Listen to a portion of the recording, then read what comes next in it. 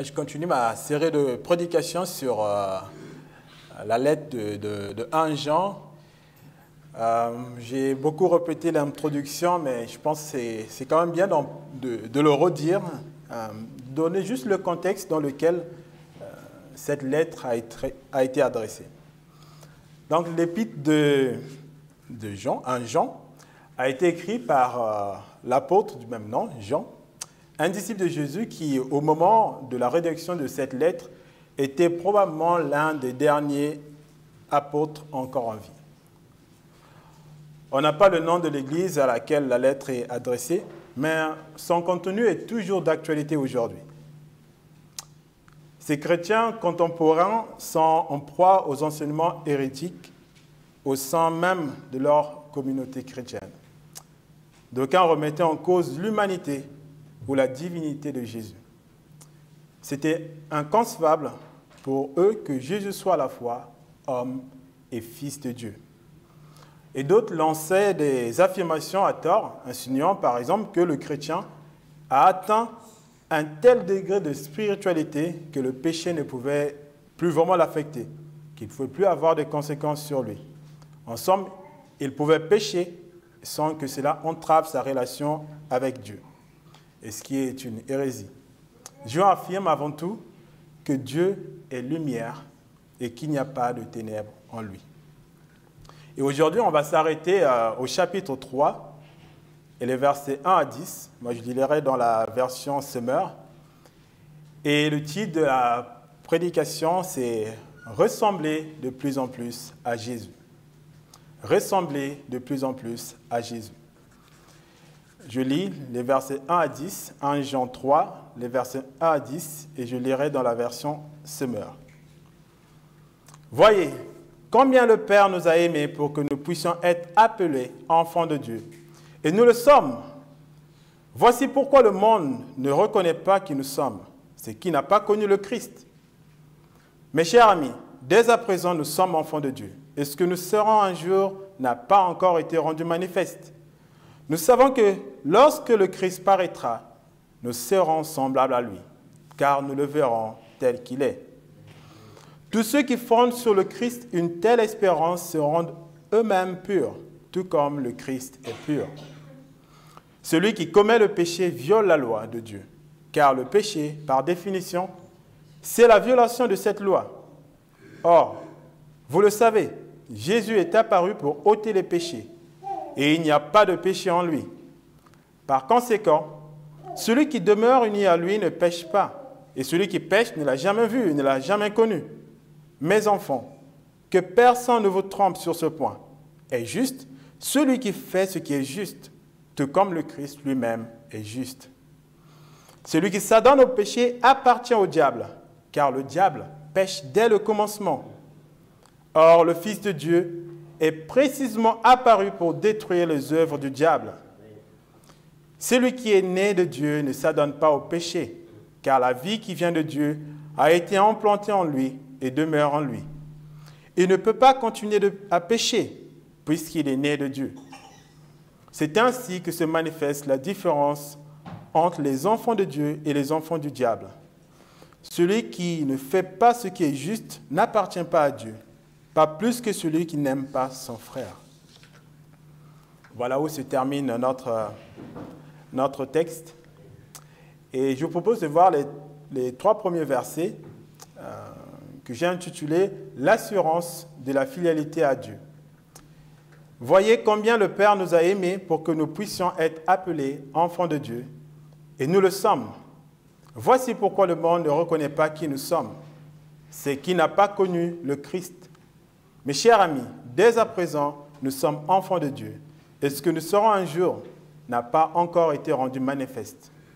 Nous savons que lorsque le Christ paraîtra, nous serons semblables à lui, car nous le verrons tel qu'il est. Tous ceux qui fondent sur le Christ une telle espérance se rendent eux-mêmes purs, tout comme le Christ est pur. Imaginez qu'un jour on frappe à votre porte et en ouvrant vous tombez nez à nez face à un agent spécial de Sa Majesté la Reine Élisabeth II qui vous fait la révérence. Il vous tend une carte, une invitation royale. venant de la reine elle-même. Dans cette invitation, il est écrit notamment que vous êtes membre de la famille royale, recherché depuis un moment, que votre place est auprès d'eux, à Buckingham Palace, que vous devez faire vos bagages et sans plus tarder les rejoindre. Et pour vous assurer que ce n'est pas un gag, vous avez en live un appel vidéo de Sa Majesté la Reine dans la langue de Shakespeare, qui vous invite personnellement. Vous serez scotché. Et qui refuserait une telle invitation? Vous vous faites des films. Vous décidez sans doute de vous y rendre illico. Et une fois arrivé, tout devient réalité. Les portes s'ouvrent les unes après les autres jusqu'à vous retrouver devant la reine. Et j'espère que vous savez parler anglais. Mais pas d'inquiétude, si ce n'est pas le cas, il y aura sans doute des interprètes. Vous adoptez alors une nouvelle identité. Vos faits et vos gestes sont désormais scrutés par des millions de personnes. Et ils doivent être dignes de la famille royale. Bon, ça ne risque peut-être pas d'arriver, hein. Vous pouvez accéder plus facilement à Dieu, à mon avis, qu'à la reine Élisabeth II. Et les chrétiens, destinataires de la lettre de Jean, sont en proie donc aux enseignements hérétiques des gens qui enseignent des mauvais enseignements. Ils sont en proie à la persécution morale et avaient besoin de redécouvrir leur vraie identité, enfants de Dieu. Et dès les premiers mots, Jean le martèle. Voyez combien le Père nous a aimés pour être appelés enfants de Dieu. Et il le répète 2 fois pour confirmer que ce n'est pas une fable, comme on l'a lu d'ailleurs dans 2 Pierre.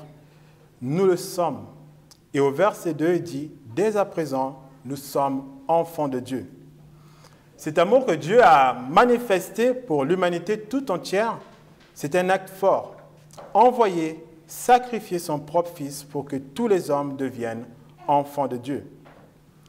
Jean 3, verset 16 dit, « Car Dieu a tant aimé le monde, qu'il a donné son Fils unique, afin que quiconque croit ne périsse pas, mais qu'il ait la vie éternelle. » Nous sommes enfants de Dieu dès à présent, et ce que nous serons un jour n'a pas encore été rendu manifeste.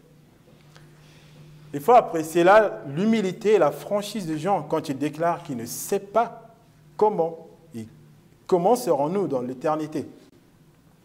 C'est une franchise qui donne du crédit à son message. Il ne nous dit que ce qu'il sait et ce que le Saint-Esprit l'a inspiré à écrire. Et c'est le principe basique qu'on trouve dans la Bible, qui est une inspiration de Dieu. Ces gens qui ont écrit la Bible ont été inspirés par Dieu. Deutéronome 29, 29 dit que les choses cachées sont à l'Éternel, notre Dieu.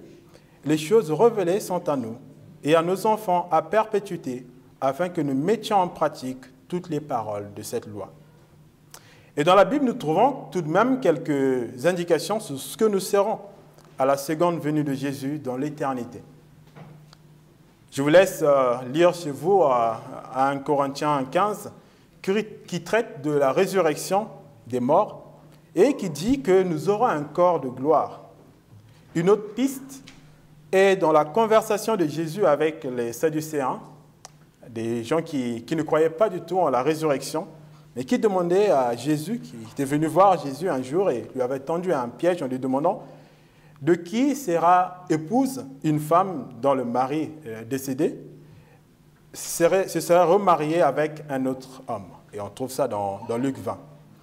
Et la réponse que Jésus donnera dans cet échange, c'est que ceux qui croient en lui seront comme les anges. Il y a aussi les visions de Jean dans l'Apocalypse. Nous le verrons tel qu'il est, dit Jean dans notre texte. C'est une phrase qui semble anodine, mais qui est pourtant porteuse d'une espérance, d'une joie indescriptible. Et quand on imagine ce que Moïse et Élie ont pu vivre et qui ont eu un aperçu de la gloire de Dieu. Qu'à cela ne tienne, Jean ne veut pas se préoccuper de ce qu'il ignore. Il veut s'appuyer sur ce qu'il connaît.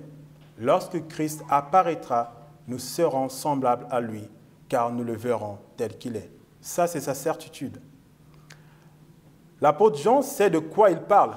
Lui, le disciple qui a marché avec Christ, revêtu d'un corps d'homme, lui qui l'a vu accomplir des miracles, l'a vu mourir et ressusciter comme il l'avait annoncé, qui l'a vu traverser les murs pour apparaître spontanément au milieu d'eux, lui qui l'a vu être élevé au ciel. Comme l'apôtre Jean, appuyons-nous sur les certitudes qui fortifient notre foi. Ne courons pas vers des théories, des spéculations qui risquent de nous dérouter. Appuyons-nous fermement sur la parole de Dieu et elle seule pour demeurer enfant de Dieu. Jean nous rappelle également que l'appartenance à la famille de Dieu, devenir enfant de Dieu, n'est pas automatique. Au verset 1, il y a l'expression « pour que nous puissions être appelés enfants de Dieu ». Et au verset 3, Jean parle de ceux qui fondent sur le Christ une telle espérance. En effet, comme le dit Jean 3,16 que j'ai lu, ce sont ceux qui croient en Jésus-Christ comme leur sauveur et maître qui ont la vie éternelle. Ce sont donc eux qui sont enfants de Dieu. Mes frères et sœurs, ne nous laissons pas berner. On entend parfois à tort que si quelqu'un faisait du bien de son vivant, mais qui n'a pas accepté Christ, n'aura-t-il pas la vie éternelle pour autant? La Bible est claire. Il n'y a pas de juste, même pas un seul. Tous ont péché et sont privés de la gloire de Dieu. Comme illustration, on fait parfois des caplas avec les enfants et imaginez en fait que vous montez une grande pyramide de caplas. Ça arrive vraiment au sommet et parfois il suffit juste d'une petite mouche qui vient de se poser au sommet de votre pyramide pour que tout s'effondre, tout se retrouve par terre. Et c'est ce que sont aussi les bonnes œuvres sans Christ. Elles sont à terre à cause du péché. Peu importe tout l'argent que vous pouvez donner et qu'on peut donner aux nécessiteux, peu importe le grand nombre de personnes qu'on peut aider, et peu importe notre participation au culte à l'Église, si vous n'avez pas Jésus, si vous n'avez pas choisi Jésus comme votre Seigneur et Sauveur, vos actes sont vains, car c'est certain, un jour ou l'autre, vous avez désobéi à la volonté de Dieu, qui se résume en 2 phrases. Tu aimeras le Seigneur ton Dieu de tout ton cœur, de toute ton âme et de toute ta pensée. Tu aimeras ton prochain comme toi-même. Dieu veut que nous ayons la vie éternelle. Alors, acceptons l'offre de Jésus et vous serez automatiquement enfants de Dieu. Et vous accomplirez alors toutes les bonnes œuvres que Dieu a préparées d'avance pour que nous les pratiquions. Les bonnes œuvres sont en effet la conséquence de notre foi en Jésus, qui nous transforme par le Saint-Esprit. Les chrétiens destinataires de cette lettre avaient besoin d'encouragement, de redécouvrir leur valeur en Jésus devant les hérétiques qui les malmenaient. Je leur rappelle que si le monde ne les reconnaît pas, c'est parce que le monde ne l'a pas connu. Et le monde n'a pas connu Dieu. C'est vrai que pour apprécier une chose, il faut la connaître. Et si le monde connaissait réellement Christ, il le louerait et considérerait davantage ceux qui sont ses frères et ses sœurs. Toute la présidence nous a montré qui est Jésus, combien il est grand, combien il est puissant. Et Paul donne aussi dans Éphésiens de voir qui est Jésus. Je lis Éphésiens 1, les versets 21 à 23. Là, le Christ est placé au-dessus de toute autorité et de toute puissance, de toute domination, de toute souveraineté, au-dessus de tout nom qui puisse être cité, non seulement dans le monde présent, mais aussi dans le monde à venir. Dieu a tout placé sous ses pieds, et ce Christ domine toutes choses. Il a donné pour chef à l'Église, la famille de Dieu, qui est son corps, lui en qui habite la plénitude de Dieu qui remplit tout en nous. Quel beau nom! sur le nom de Jésus. Les hérétiques, en niant l'humanité ou la divinité de Jésus, ont entravé la vérité et s'excluaient eux-mêmes par la même occasion à la grâce et aux promesses de Jésus-Christ à tous ceux qui croient en lui. Et vous vivez peut-être une situation similaire. Votre foi est moquée, critiquée dans votre entourage, votre famille, au travail, à l'école. On vous traite de ringard ou que vous n'êtes pas dans l'air du temps parce que vous avez décidé de croire en Jésus, de lui obéir en refusant les sollicitations mondaines. Laissez-moi vous dire que vous avez fait et vous faites le bon choix. Vous êtes enfant de Dieu et co-héritier de Jésus-Christ. La classe. Soyez-en fiers et persévérez dans l'espérance en Jésus-Christ, qui lui-même aussi a subi la persécution sans jamais faillir. Tout comme Jésus avait l'assurance de l'amour, de l'approbation de Dieu, nous aussi, ayons cette assurance par le Saint-Esprit qui crie « Abba Père ». Nous sommes enfants de Dieu. Et l'une des implications majeures d'être enfant de Dieu, c'est d'être pur, comme Christ est pur. La pureté est à rechercher dans le cadre moral. Les croyants illuminés, donc ces hérétiques, pensaient à tort que les questions morales, pour celui qui est déclaré enfant de Dieu, étaient sans importance. Et aujourd'hui aussi, hélas, les mœurs de la société évoluant, certaines valeurs se perdent au détriment de la vérité biblique. Passons aux versets 4 et 6, l'assurance de la communion avec Dieu en Jésus-Christ. L'assurance de la communion avec Dieu en Jésus-Christ. Je lis juste les versets 4 et 6. Celui qui commet le péché viole la loi de Dieu. Car le péché, par définition, c'est la violation de cette loi. Or, vous le savez, Jésus est apparu pour ôter les péchés. Et il n'y a pas de péché en lui. Par conséquent, celui qui demeure uni à lui ne pêche pas, et celui qui pêche ne l'a jamais vu et ne l'a jamais connu. Ce qui a caractérisé Jésus et l'a distingué des autres hommes, c'est sa parfaite et permanente obéissance à Dieu. C'est que nous les hommes, descendants d'Adam et Ève, déchus, ne sommes pas capables. Jésus n'a jamais péché. C'est sa nature divine qui lui confère cette capacité. Il pouvait dire alors cette phrase qui m'a toujours vraiment interpellé. Le prince de ce monde, le diable, n'a rien en moi. Jean 14, 30. Dieu a créé les hommes pour vivre une relation intime et personnelle avec eux. Mais cette relation a été ternie par le péché. La Bible dit en effet que le péché nous cache le visage, le contact avec Dieu.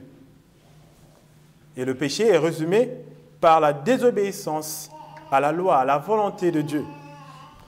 Tous les hommes faits de chair naissent et grandissent, hélas, avec cette prédisposition à se rebeller contre Dieu, à lui désobéir à cause du diable, le prince de ce monde. Du fait que Jésus n'ait jamais péché, il a conservé une relation permanente et étroite avec Dieu le Père. Il n'y a pas eu de rupture. Et le réseau de communication entre Dieu et lui était toujours opérationnel. Il pouvait alors dire à juste titre ces phrases qui pouvaient choquer. En tout cas, si moi je le disais, maintenant on peut le dire aussi, mais c'est des phrases qui pouvaient choquer, mais que seul Jésus pouvait dire. Moi et le Père sommes un. Ou encore, celui qui m'a vu a vu le Père. Si vous me connaissiez, vous connaîtriez aussi mon Père. Des expressions qui montrent son intimité qui est vraiment indéboulonnable avec Dieu. Dieu est saint et il ne peut cohabiter avec le péché. Dieu est lumière, il n'y a pas de ténèbres en lui. Ici, dans l'Ancien Testament, la période qui précède la venue de Jésus, il fallait offrir un sacrifice, un animal pur, sans tache, pour recevoir le pardon de Dieu pour rétablir la relation avec Dieu, Jésus est apparu saint, sans péché, sans tache, pour devenir le sacrifice ultime et définitif qui permet à tous les hommes de recevoir le pardon de Dieu en croyant en lui. Celui qui croit en Jésus devient une nouvelle créature. Et l'homme nouveau est celui qui, à l'image de Dieu, celui en qui l'image de Dieu défigurée par le péché a été restaurée. Il a revêtu la nature nouvelle, créée selon Dieu, dans une justice et une sainteté qui produit la vérité. C'est Paul qui dit ça dans Éphésiens 4, verset 24. Hier, c'était donc une journée spéciale pour deux de nôtres, Laura et Dylan, qui se sont mariés. Ils ont décidé de s'attacher l'un à l'autre pour ne faire qu'un. Ils étaient tout beaux et se sont fait mutuellement des promesses pour l'avenir, et parmi lesquelles celle de rester fidèles, donc attachés l'un à l'autre. Et Jésus utilise aussi le symbole de l'unité du mariage selon Dieu pour parler de sa relation avec l'Église qu'il appelle son épouse. Or, l'Église, ce sont tous les enfants de Dieu, ceux qui croient et ont mis leur confiance en Jésus-Christ. Et tout comme Christ est uni à Dieu, celui qui le confesse comme son sauveur et son maître est également uni à lui. Dès lors, pour accomplir le dessein de Dieu qui nous a prédestinés à être semblables à l'image de son Fils, le Saint-Esprit opère en nous pour nous transformer en la même image de gloire en gloire. C'est ce que dit Paul dans 2 Corinthiens 3, verset 18. Nous tous qui sans voile sur le visage, contemplant comme dans un miroir la gloire du Seigneur, nous sommes transformés à son image de gloire en gloire par l'Esprit du Seigneur. Le mariage est un contrat, un engagement entre deux personnes. Et les deux doivent respecter leur engagement. L'engagement de Jésus est sûr et certain à tout point de vue. Il a promis d'être en tout temps notre bon berger. Celui qui nous aime, nous lave, nous purifie, nous encourage, nous fait grandir. L'engagement du chrétien est de l'aimer, de demeurer en lui, c'est-à-dire de respecter ses commandements. Tout comme Christ, qui a vécu sur terre sans péché, bénéficie d'un réseau toujours opérationnel en tout temps, il n'a jamais été saturé avec Dieu. De même, soyons unis à Christ pour avoir une connexion assurée et jamais défaillante avec lui et par ricochet avec Dieu le Père. Les versets 7 à 9 nous parlent de l'assurance d'accomplir des bonnes œuvres. L'assurance d'accomplir les bonnes œuvres. Je vais juste les relire également.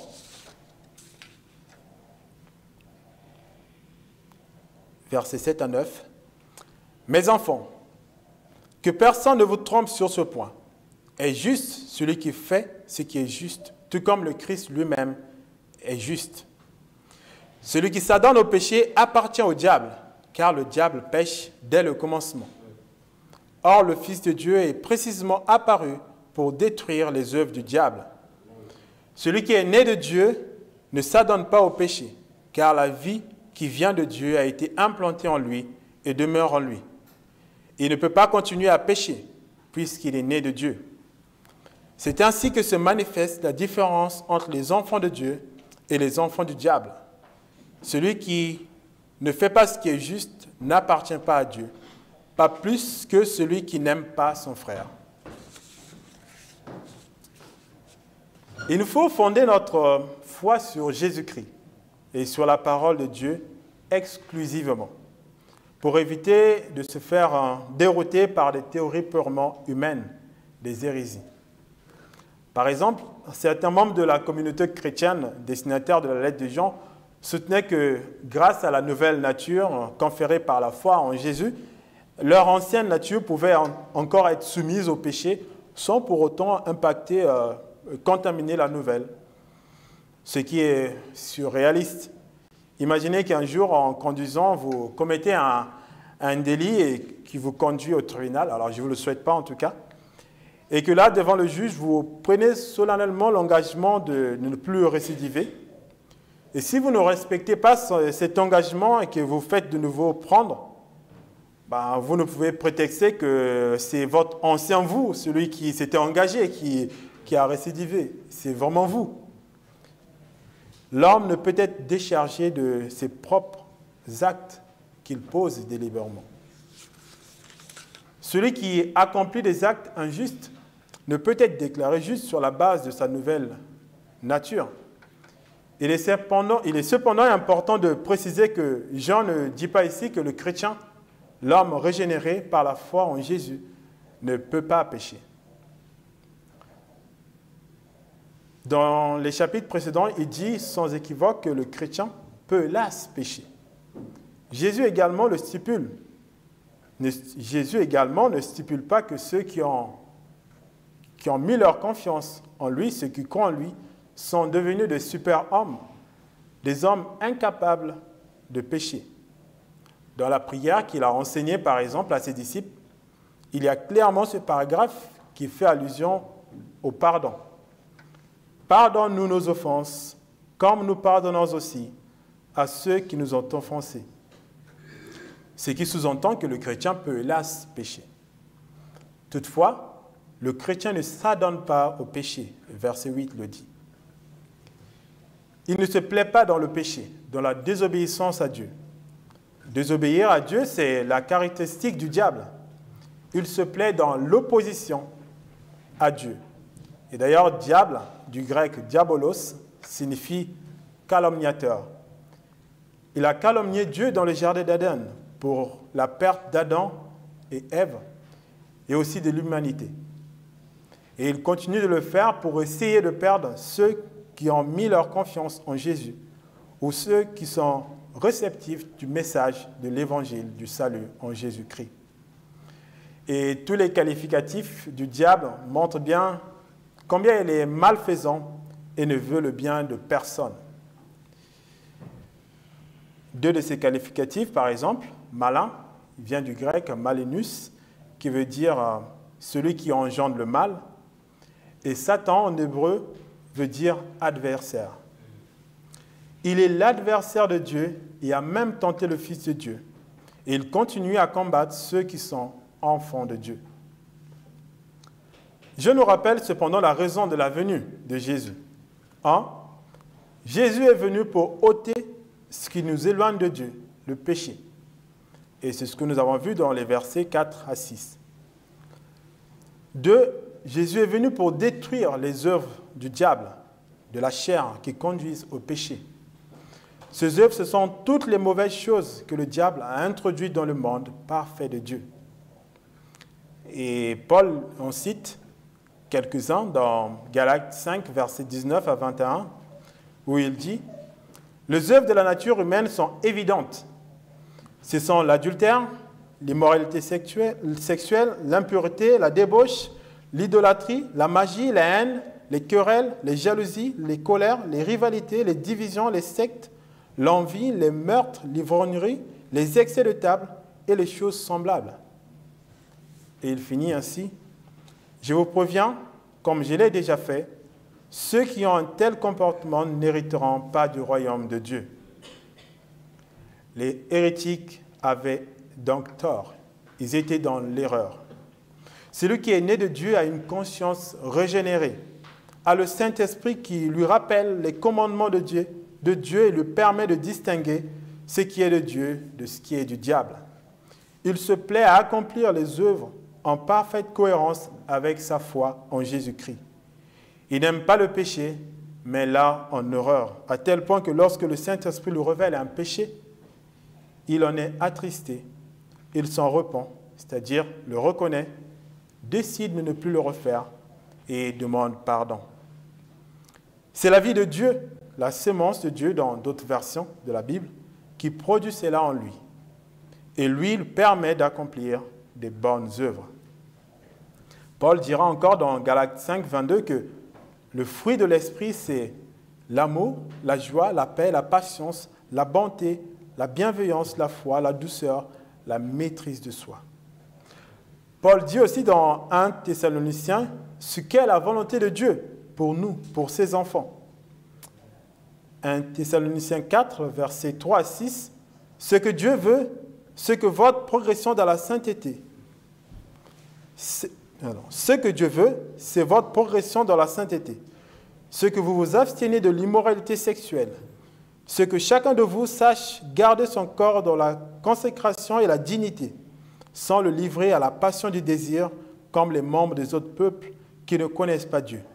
Ce que personne dans ce domaine ne fasse de tort à son frère ou ne porte atteinte à ses droits, parce que le Seigneur fait justice à tous ses actes, comme nous vous l'avons déjà dit et attesté.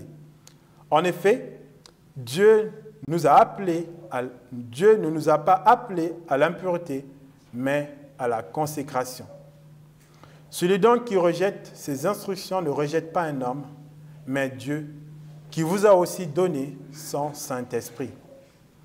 Dieu désire que nous soyons entièrement à lui, corps, âme et esprit, comme Jésus l'a été sur terre, et c'est possible. En Jésus, le diable a été destitué de tout pouvoir sur ceux qui croient, et ceux qui croient en lui et ont mis leur confiance en lui. Tout comme Christ peut dire « le prince de ce monde n'a rien en moi », le chrétien peut aussi dire « le diable n'a rien en moi ».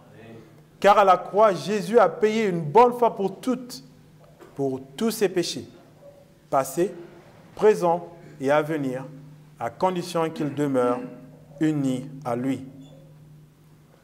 Quand vous avez quelque chose qui appartient à quelqu'un, vous lui êtes redevable, ou vous êtes son esclave. C'est ce que Pierre dit, que tout homme est esclave de ce qui a triomphé de lui. N'empruntons pas délibérément les œuvres du diable qui assujettissent, qui rendent esclaves et que Dieu condamne. En ce moment, avec notre pasteur Sylvain, donc nous voyons le film de la conquête de la terre promise dans le livre de Josué. Le peuple d'Israël a erré durant 40 ans dans le désert afin que s'accomplisse la sentence annoncée par Dieu à la première génération délivrée, libérée de l'esclavage en Égypte. Vous n'entrerez pas dans mon repos à cause de votre incrédulité, de votre manque de foi. En effet, en dépit des prodiges accomplis par Dieu, pris de peur devant les nations qu'il devait combattre, le peuple d'Israël a voulu repartir en Égypte dans la maison de servitude, redevenir esclave. Repartir au péché pour un chrétien, alors que Christ nous a libérés, reviendra au même. Peut-être que vous luttez contre un péché, une attitude en contradiction avec votre foi en Christ. Sachez qu'aucune faute ne peut annihiler, réduire au néant la puissance du sacrifice de Jésus à la croix. Je vous rappelle que si nous confessons nos péchés, Christ est fidèle et juste pour nous les pardonner, nous purifier de tout mal. Alors devant un péché, nous pouvons rechercher, et nous devons rechercher la force du Saint-Esprit en nous imprégnant de la parole de Dieu. C'est ce que Jésus lui-même a utilisé pour vaincre la tentation. Nous pouvons éviter les situations qui peuvent constituer une tentation. Et enfin, nous pouvons rechercher l'aide des autres chrétiens.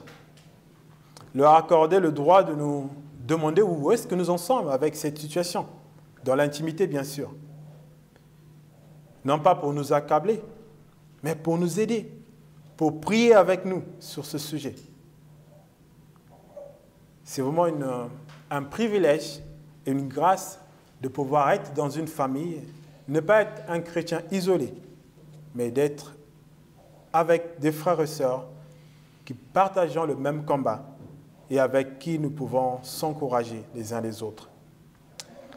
Et aussi à l'ère de l'informatique où l'information va très vite et à portée de main de tous, où aussi des prétendus enseignants peuvent distiller des messages non authentiques à la foi chrétienne qui poussent à la complaisance avec le péché, les responsables de notre Église désirent que les membres, leurs familles, leurs enfants soient formés, qu'ils s'imprègnent du vrai évangile pour contrecarrer les faux.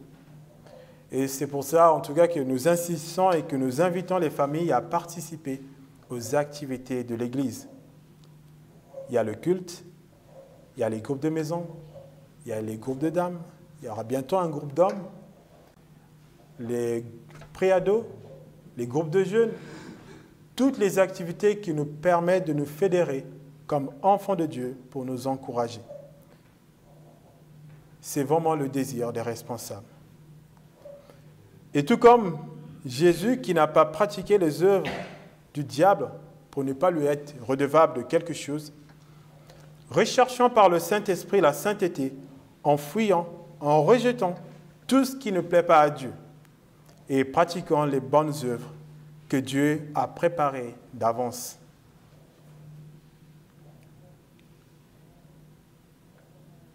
Verset 10. C'est ainsi que se manifeste la différence entre les enfants de Dieu et les enfants du diable. Celui qui ne fait pas ce qui est juste n'appartient pas à Dieu, pas plus que celui qui n'aime pas son frère. Ce verset est clair et dit clairement que nos actes traduisent à quelle famille nous appartenons. Celle de Dieu, enfant de Dieu, pour avoir une vie éternelle remplie de joie à ses côtés. Ou enfant du diable, pour vivre une vie éternelle malheureuse à ses côtés.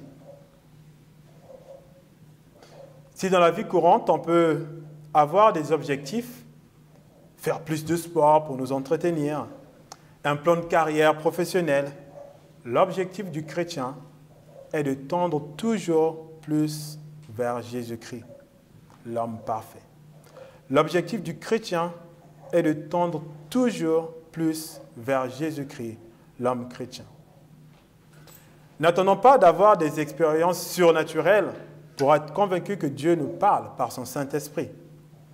Si vous sentez dans votre cœur, avec insistance, un malaise face à une situation, une attitude qui n'honore pas Dieu, le Saint-Esprit vous parle. Écoutez-le.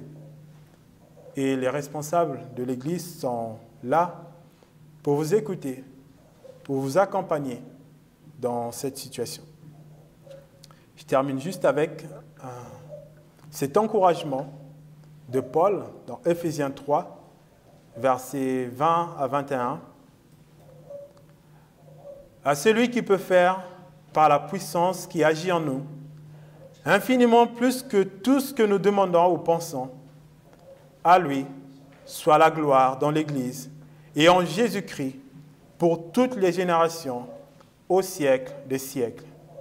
À celui qui peut faire, par la puissance qui agit en nous, infiniment plus que tout ce que nous demandons ou pensons, à lui soit la gloire dans l'Église, en Jésus-Christ, pour toutes les générations, au siècle des siècles. Amen. Mettons notre confiance en Jésus et cherchons par-dessus tout à lui ressembler. Je vais prier.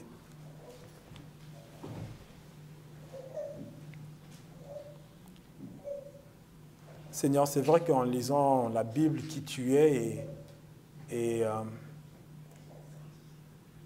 ta capacité immuable à ne pas commettre de péché, et nous dire au Seigneur que nous devons devenir semblables à toi, nous semble une barre très très haute au Seigneur quand on sait que nous n'arrivons pas à tenir un jour au Seigneur sans péché. Mais merci Seigneur, parce que la grâce vient de toi. Merci Seigneur, parce que la vie vient de toi. Oui, un jour Seigneur, tu as envoyé ton Saint-Esprit pour qu'il habite en tous ceux qui croient en toi. Et le Saint-Esprit Seigneur habite en nous. Il nous rappelle au Seigneur ce qui n'est pas bien, ce que tu n'aimes pas au Seigneur. Et il nous enseigne à changer au Seigneur. Merci Père, parce que tu prends plaisir à nous voir jour après jour faire un pas vers toi, Jésus, à nous laisser transformer pour être à ton image. Et merci Seigneur aussi parce que nos faiblesses, toi, tu les prends, ô Seigneur, et que tous les jours, nous avons cette assurance de pouvoir venir à toi, de te demander pardon, et toi, tu nous acceptes, et toi, tu nous relèves, et toi, tu nous donnes de conserver notre identité en toi, Jésus, enfant de Dieu. Merci, Seigneur, de ce que tu es un modèle parfait et de ce que nous pouvons te suivre sans crainte. Nous pouvons te suivre, Seigneur, sans vraiment avoir de peur ou de réticence, parce que tout en toi est bon et parce que tu es un maître parfait qui nous connaît comme nous sommes, qui nous accepte tels que nous sommes et qui nous prend par la main pour nous aider à traverser situation après situation pour devenir semblable à toi.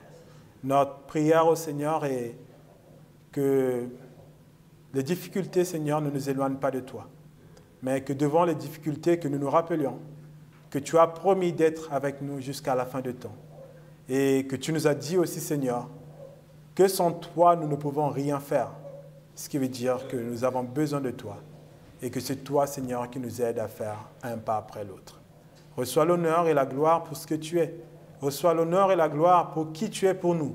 Et nous prions, Seigneur, pour que tes enfants que nous sommes à l'église de Veneux, que tous ceux, Seigneur, qui fréquentent cette maison au Seigneur, ne soient pas perdus au Seigneur par les faux enseignements, mais qu'ils aient au Seigneur la vérité en face, Seigneur, au fond d'eux. Qu'ils connaissent, Seigneur, la vérité sur le péché que toi tu détestes et sur aussi cette grâce de pouvoir venir à toi tels qu'ils sont pour recevoir le pardon de leurs péchés et pour être enfants de Dieu. Merci, Seigneur, pour ton amour et ta grâce. En ton nom. Amen. Et pour finir, je vous invite à vous lever, à chanter ensemble un dernier chant.